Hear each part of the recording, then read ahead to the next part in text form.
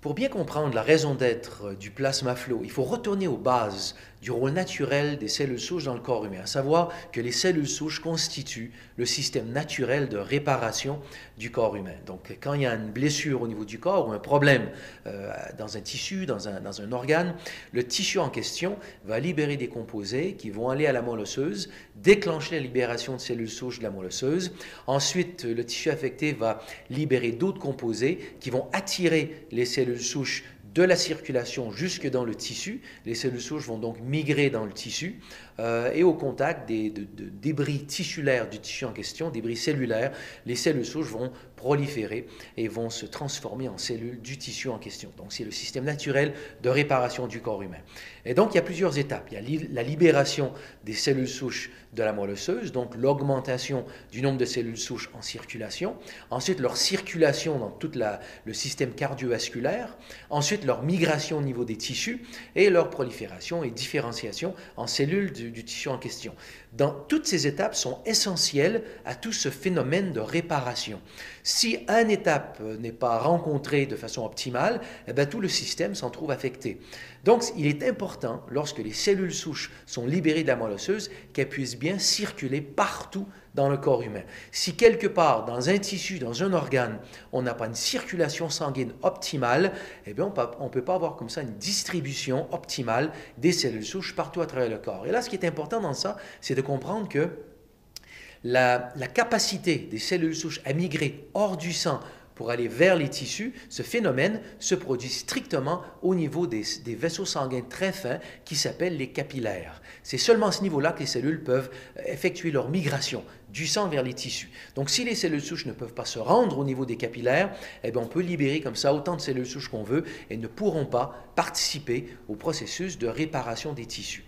Donc, dans tout ce phénomène, la grande question, c'est qu'est-ce qui peut, comme ça, prévenir la circulation des cellules souches au niveau des capillaires? Et il y a un phénomène qui a été découvert et décrit dans les années 90 qui s'appelle la coagulopathie oxydative, c'est-à-dire la présence d'un stress oxydatif au niveau du sang qui déclenche un des aspects de la cascade de coagulation, c'est-à-dire l'étape finale qui est la formation de fibrine. On ne parle pas d'un caillot de sang, d'un caillot sanguin, on parle strictement de la formation de fibrine qui est une molécule très collante, si je puis dire, et qui va s'agglomérer comme ça à d'autres molécules de fibrine pour entraîner une maille de fibrine au niveau du sang. Ce n'est pas en soi très grave, un peu comme une boule de cheveux, si je peux dire, dans la circulation sanguine. Le problème, c'est que ça peut gêner, réduire la circulation au niveau des capillaires fins du corps humain et donc entraîner, empêcher la circulation des cellules au niveau des capillaires.